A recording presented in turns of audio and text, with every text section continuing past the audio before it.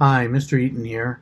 If you're watching this video, it's because I was successful in embedding it into the blog post that I'm using in the community posts. And if you are on Blackboard and you look down over here to your, it'll be your left, in the main menu section to the left, you'll see the community posts. If you open that, it's not the course introductions, it's the one below that on questions and discussions. It's the one that says do not put any assignments in here or post answers to questions, etc., etc. Well, the whole reason for having a blog is so we can post questions and so we can have some discussion. And it will be asynchronous, which means that we're not going to be all on at the same time. We might once in a while, and you'll know it. You'll happen to see posts going back and forth rather quickly, but as a regular rule, we probably won't end up on the same time. But I will try to keep some things up for us to discuss, some topics of interest and relative, especially to the times in which we're living.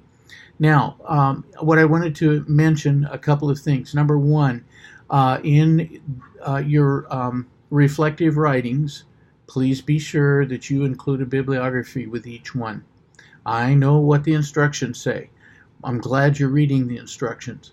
But I want you to include a bibliography as a matter of habit, whether you quote directly from the resources or not. And I want you to include the Bible and your textbook, those two sources, and then any other sources you happen to draw from, include those. But at a minimum, every reflective writing, include a bibliography at the end with the Bible you use and your textbook.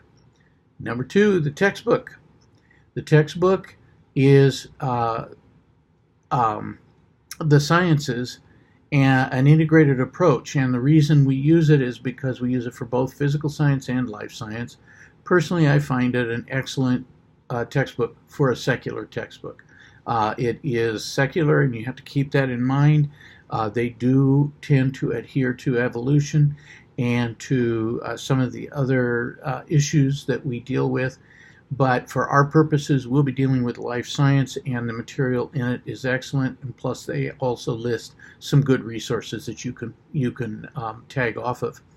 And finally, the dates for the course. August 21st is our first date through December 14th. Now, that means as a self-paced course, you need to be aware of your timing with your course assignments, and don't put them off. Don't put them off and think, oh, I'll wait till the last week and then turn them all in, because this is just an easy knockoff course and I don't have to worry about it. I've got my other studies that are more important. Guess what?